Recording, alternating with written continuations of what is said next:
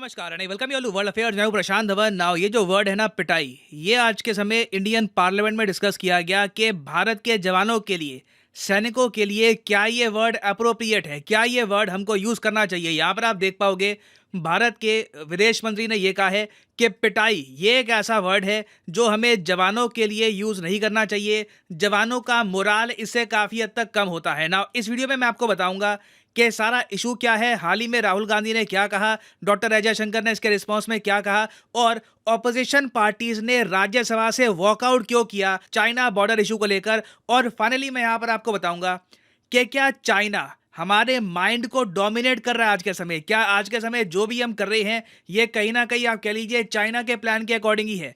बहुत कुछ आपको जानने को मिलेगा, मगर आगे बढ़ने से पहले आपसे क्वेश्चन पूछूंगा। क्वेश्चन यहाँ पर यह है कि हाल ही में लियो वरादकर, ये नाम काफी न्यूज में है, ये बन चुके हैं prime minister of which country. ये है यहाँ पे आपकी ऑप्शन, श्रीलंका, आयरलैंड, सिंगापुर या फिर पोलैंड। कमेंट सेक्शन में करिए उत्तर।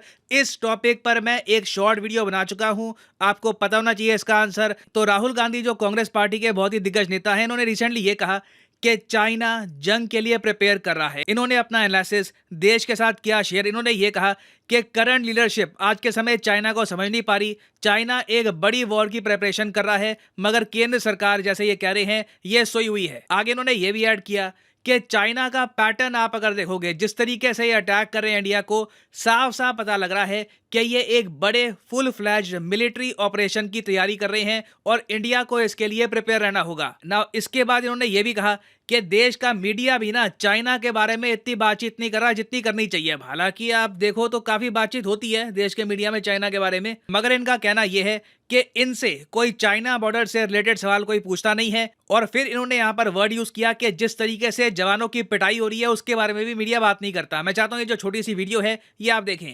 जो हमारे जवानों को अरुणाचल प्रदेश में पीट रहे हैं, मैंने कहा हिंदुस्तान की प्रेस मुझसे इनके बारे में एक सवाल नहीं पूछेगी।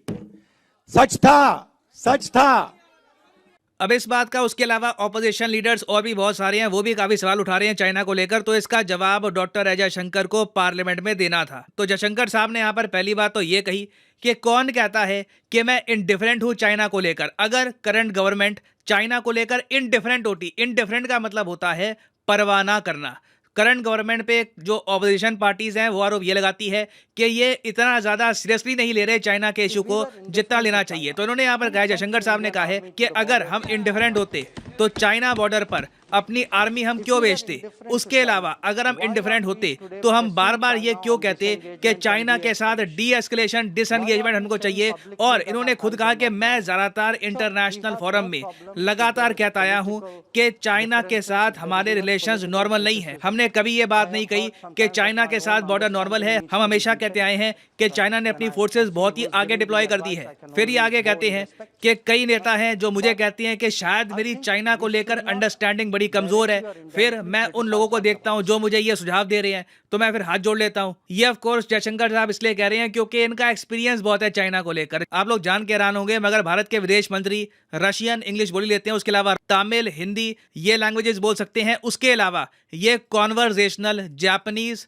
मैंड्रिन और कुछ हंगेरियन भी बोल लेते हैं। और मैंड्रिन मतलब कि चाइनीज लैंग्वेज आप कह लीजिए, ये इन्होंने सीखी है चाइना में कई सालों तक काम करके। आपको पता होना चाहिए भारत के इतिहास में लॉन्गेस्ट सर्विंग एम्बेसडर अगर कोई रहा है चाइना में तो वो है डॉक्टर अजय शंकर। एक्चुअली 2013 में जब इनका चाइना का टेन्योर खत्म हुआ था और उसके बाद इनको बनाया गया भारत का राजदूत यूएसए के लिए, तब बहुत बड़ी न्यूज बनी थी। यहां पर आप देख पाओगे Jaishankar moving to US after eventful tenure in China. USA में इन्होंने कुछ समय के लिए काम किया, फिर पीएम मोदी पावर में आ गए, फिर इनको बना दिया गया सेक्रेटरी, फिर जब ये रिटायर हुए तब ये बाद में मंत्री बन गए। तो 2013-12 के आसपास भी आप देखोगे तो doctor Ajay Shankar as India's ambassador to China, इन्होंने बहुत लेख लिखे हैं, बहुत आर्टिकल पब्लिश किए और तब भी ये बार बार मेंशन करते थे इंडिया चाइना बॉर्डर को। तो आप कह लीजिए इनका थोड़ा बोलना बनता है कि जी हाँ मुझे पता है चाइना के बारे में, ये लोग कैसे सोचते हैं। मैं वहां पर 4-4.5 साल रहा हूं, भारत सरकार के लिए काम किया है चाइना में। फिर ये फाइनली यहाँ पर वर्ड यूज करते हैं कि देखो बाकी आप लोग सरकार की आलोचना करना चाहो, डिबेट करना चाहो, वो अलग बात है, मगर जवानों के लिए जो ये वर्ड है ना पिटाई, ये इस्तेमाल मत करिए। ये बहुत ज्यादा आपत्तिजनक है क्योंकि जवान जवान आज के समय हमारे बहुत ज्यादा भीषण सर्दी में भी अरुणाचल प्रदेश बॉर्डर पर खड़े हैं, देश की रक्षा कर रहे हैं, तो उनके लिए जब हम वर्ड यूज करते हैं ना पिटाई, तो ये काफी डिग्रेडिंग रहता है। तो जवानों की रिस्पेक्ट काफी इंपॉर्टेंट है ना। यहाँ पे मैं आपसे पूछूंगा कि इस पर्टिकुलर एस्पेक्ट में क्या आप डॉक्टर अजय शंकर से एग्री करते हैं, डिसएग्री करते हैं? मैं जानना चाहूंगा आपका ओपिनियन, कमेंट सेक्शन में लिखिएगा इसके बारे में ना। इस सब के अलावा जयशंकर साहब ने यह भी कहा है कि आज के समय भारत ने इतिहास में सबसे बड़ी लाइन ऑफ एक्चुअल कंट्रोल के पास डिप्लॉयमेंट कर रखी है, क्योंकि चाइना ने अपनी फोर्स डिप्लॉय कर दी तो हमने भी डिप्लॉय कर दी और हम साथ ही साथ मॉडर्नाइज भी कर रहे हैं अपनी फोर्सेस को। मगर ऑपोजिशन पार्टी से कई और नेता हैं, इन्होंने राज्यसभा में यह सवाल उठाया कि देखिए हमको कम से कम ये तो बताओ कि जब G20 समिट हुआ रिसेंटली इंडोनेशिया में, ठीक है, वहां पर पीएम मोदी मिले शी जिनपिंग से, थोड़ी सी बातचीत हुई, कोई ऑफिशियल बायलैटरल मीटिंग नहीं हुई, बस एक बातचीत हुई थी। क्या पीएम मोदी ने उस बातचीत में इंडिया चाइना बॉर्डर का इशू रेस किया है? इन्होंने ये क्वेश्चन पूछा यहाँ पर। उसके अलावा चिदम्बरम साहब ने एक क्वेश्चन ये भी रेस किया कि इंडिया चाइना के बीच में आज के समय बहुत सारे बफर जोन बन रहे हैं। बफर जोन वो होते हैं जहां पर ना इंडियन सोल्जर्स ना चाइनीज सोल्जर्स पेट्रोलिंग कर सकते हैं। तो चिदम्बरम साहब जानना चाहते हैं कि आज के समय भारत चीन के बीच में कितने बफर जोन बन चुके हैं और क्या इससे भारत को नुकसान तो नहीं होगा फ्यूचर में? तो ये सब क्वेश्चंस रेस किए गए, मगर इनको कोई आंसर मिला नहीं। और इन दी एंड जो ऑपोजिशन पार्टीज हैं, इन्होंने एक वॉकआउट कर लिया राज्यसभा से, क्योंकि इनका मानना था कि एक प्रॉपर डिबेट हो नहीं रहा इंडिया चाइना बॉर्डर क्रैश को लेकर ना। ये देखिए मैं कहूँगा बहुत ज़्यादा एक खराब पिक्चर प्रेजेंट करता है। मैं ये नहीं कहूँगा कि किसी की गलती है यहाँ पर, बट ओवरऑल हम लोग एज ए कंट्री, सारी पार्टी, सब लोग यूनाइटेड नहीं दिख रहे इस वक्त चाइना के अगेंस्ट।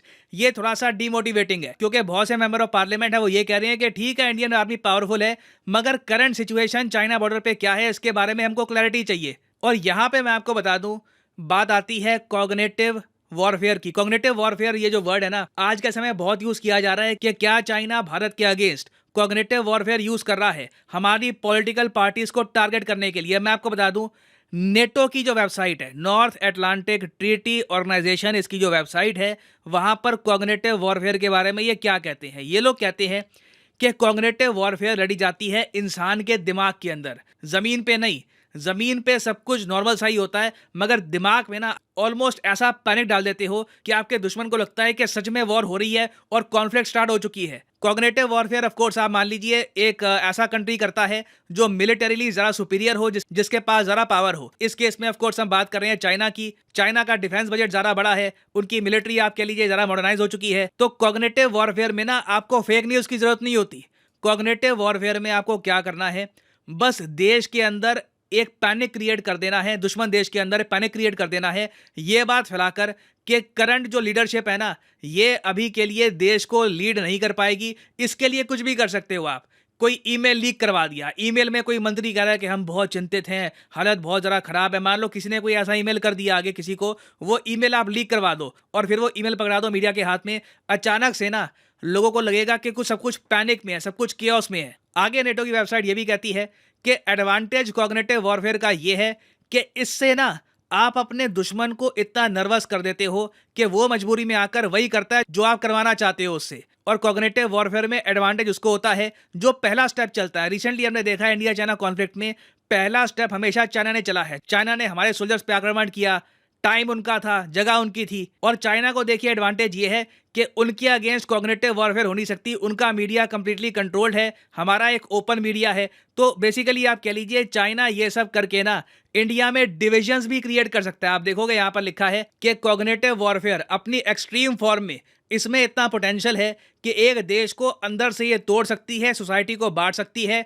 और उसके बाद ना देश की एक कलेक्टिव विल नहीं होती लड़ाई लड़ने की। और ये कहीं ना कहीं उस देश की आर्मी पे भी झलक जाता है ना। मैं यहाँ पर ये नहीं कहूँगा कि इसका मतलब ये है कि हमें कुछ क्वेश्चन ही रेस करने चाहिए, डिबेट नहीं होना चाहिए, but at the same time हमको ये भूलना नहीं चाहिए कि हम एक बहुत ज़्यादा ताकतवर कंट्री के सामने खड़े हैं और यूनाइटेड दिखना बहुत ही इंपॉर्टेंट है। हमें एटलीस्ट कैमरा में लोगों के सामने ये पिक्चर प्रेजेंट करनी चाहिए कि सारी पॉलिटिकल पार्टीज इकट्ठा खड़ी हैं और हम सब देश के जवानों की रिस्पेक्ट करते हैं। तो आने वाले समय में देखो डेफिनेटली चैलेंजेस आएंगे, और मेरे हिसाब से तो मैं सिंपली यही कहूँगा, भारत के लिए ना बहुत बहुत ज़्यादा इंपॉर्टेंट है कि हम वीडियो फुटेज दिखाएं चाइनीज सोल्जर्स की कि जब ये हमारी तरफ बढ़ रहे हैं या फिर आक्रमण कर रहे थे, हमारी सोल्जर्स ने जैसे भी रिप्लाई किया, वो रिप्लाई जो भी हो वो वीडियोस बहुत ही इंपॉर्टेंट है। ये वीडियो जो अगर हम इंटरनेशनल मीडिया के सामने रखेंगे ना, उसमें आप कह लीजिए देश भी यूनाइटेड होगा, इंटरनेशनली भी कई कंट्रीज हैं वो भी अवेयर होंगे चाइना के एग्रेशन को लेकर।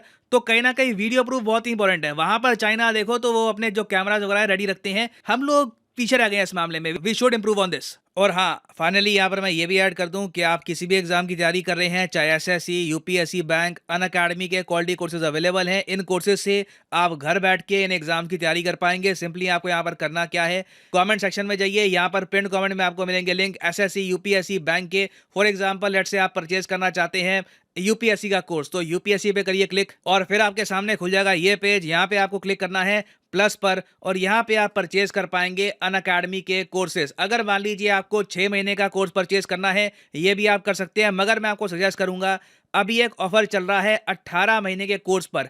18 महीने का कोर्स आप अगर परचेज करते हैं तो 3 महीने आपको एक्स्ट्रा मिलेंगे, ऑटोमेटिकली आपका कोर्स बन जाएगा 21 महीने का। तो ये कोर्स आप कर सकते हैं परचेज, मगर जो प्राइसेस यहाँ पर लिखे हैं ये पे करने की जरूरत नहीं है। सिंपली यहाँ पर कोड डालिए PD10 और अपने आप देखोगे प्राइसेस गिरना शुरू हो जाएंगे। The prices will start falling, so use the code PD10 and save money. So इसी नोट के साथ ये वीडियो का thank you for listening and as always God bless you all.